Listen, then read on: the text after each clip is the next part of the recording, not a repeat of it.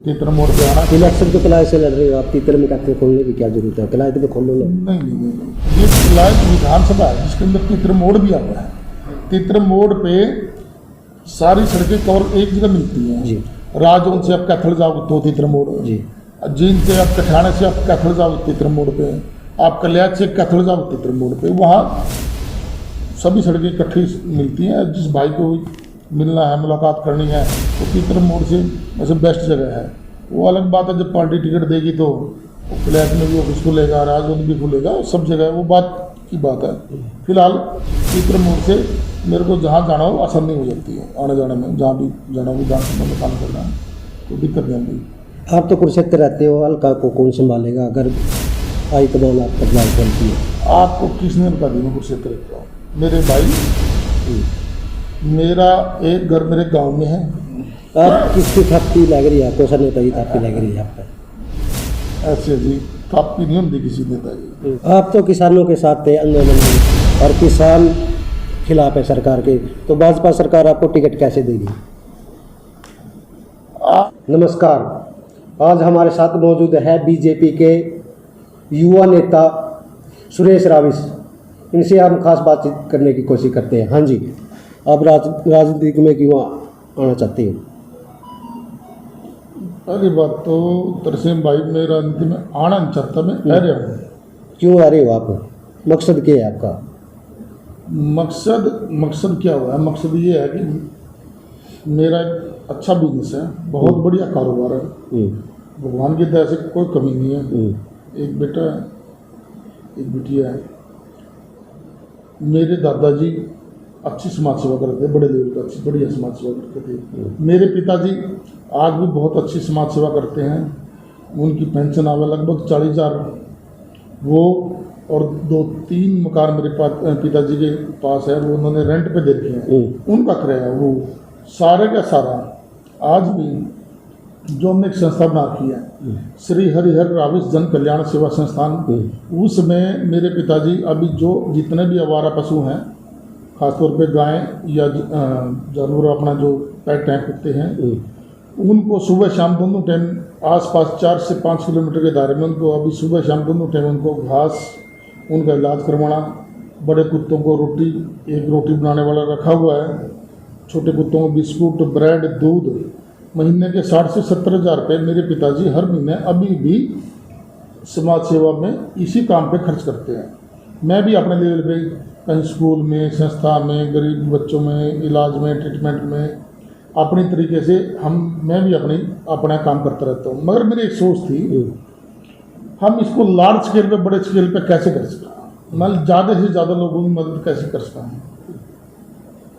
उसके लिए एक ही चीज़ था भाई, हमारा जो बांगर है, हमारे जो गांव है, कल्याण हल्का अभी तक सबसे ज़्यादा पिछड़ा हुआ था।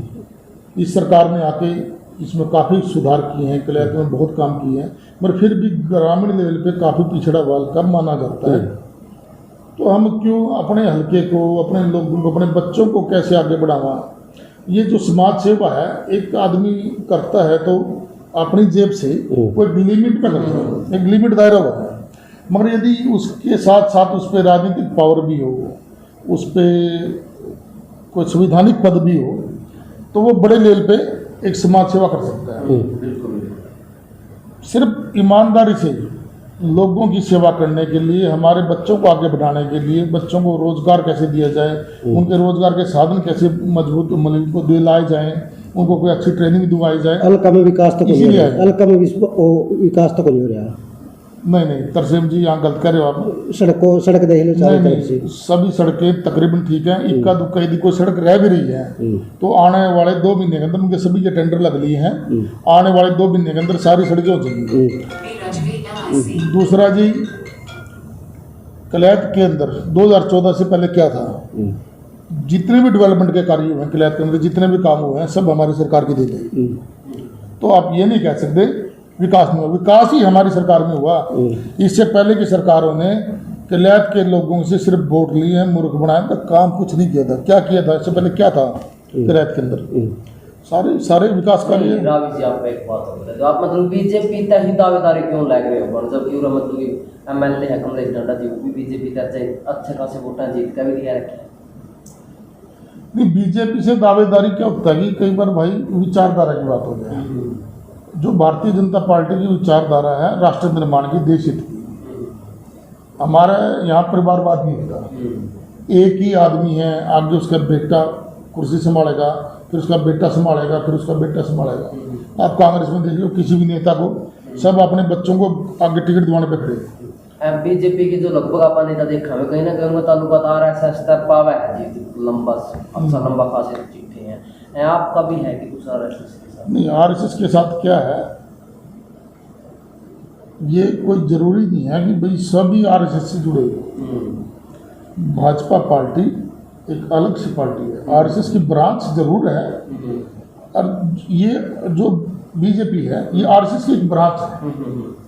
और जो बीजेपी के अंदर काम कर रहा है वो ऑटोमेटिकली ये समझो आरएसएस में ही काम कर रहा है।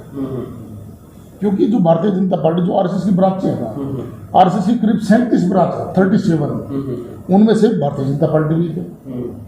तो आप ये क्यों मान रहे हो कि भाई आरएसएस में काम कर रहा है? जो भारतीय जनता पार्टी में काम कर रहा है वो राष्ट्र निर्माण में काम कर रहा है, और आरएसएस का ध्येय उद्देश्य भी है राष्ट्र का निर्माण करना।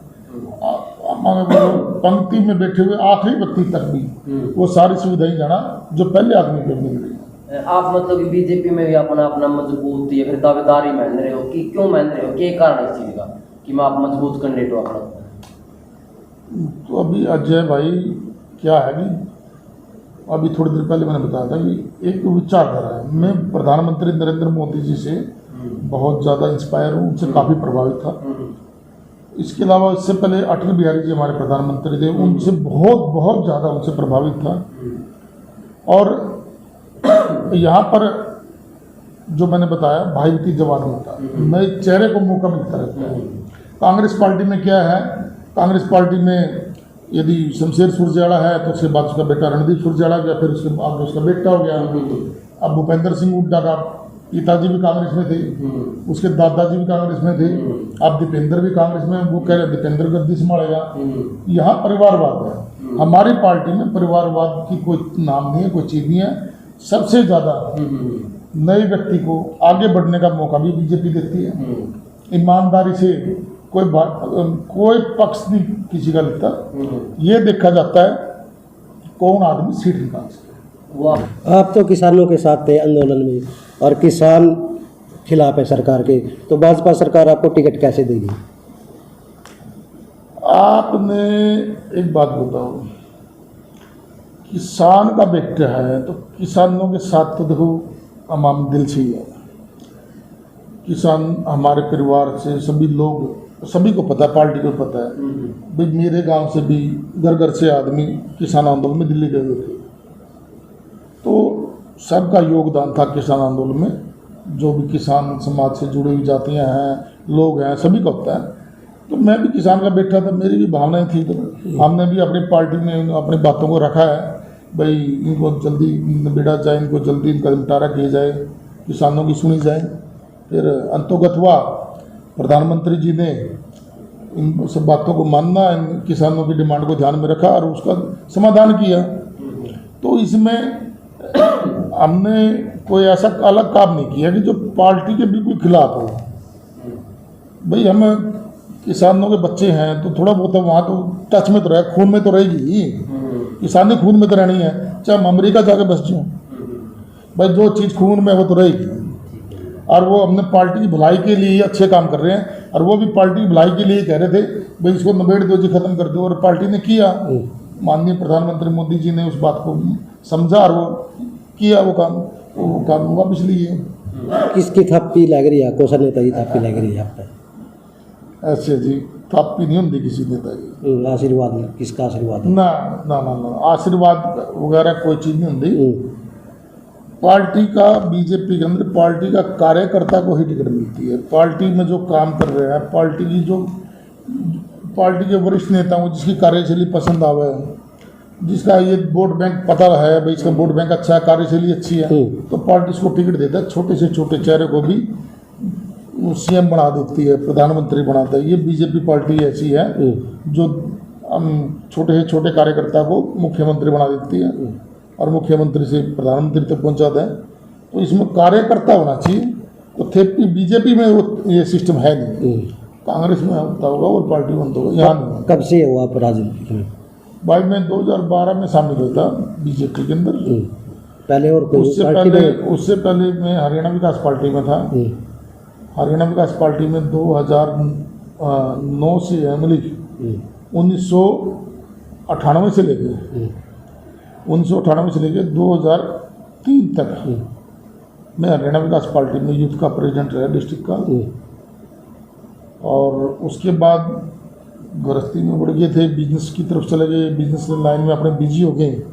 तब दोबारा यदि राजनीति शुरू करी तो बीजेपी में 2012 में बीजेपी में आया।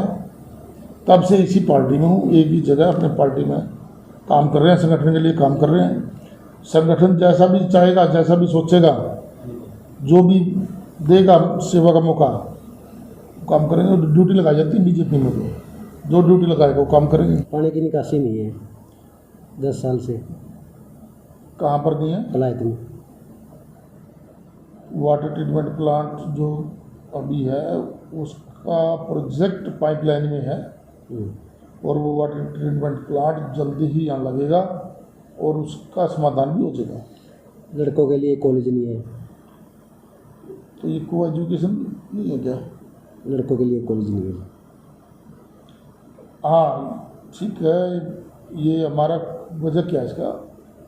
क्या सरकार के दायरा है, मापदंड होते हैं। जो हमारे 25-30 किलोमीटर के दायरे में कॉलेज है, यदि कोई लड़कों का 25 से 30 किलोमीटर के दायरे में यदि कोई कॉलेज है तो वहाँ पर नया कॉलेज नहीं खोला जाता। हमारे यहाँ से नरवाना सारा ही 10-12 किलोमीटर पड़ता है कलैत से, तो हमारे बच्चे कलैत भी जमा हैं। यहाँ से कैथल 20-22 किलोमीटर पड़ता है, कैथल में गवर्नमेंट कॉलेज है, नरवाना में गवर्नमेंट कॉलेज है, तो उसके आसपास में कॉलेज हैं।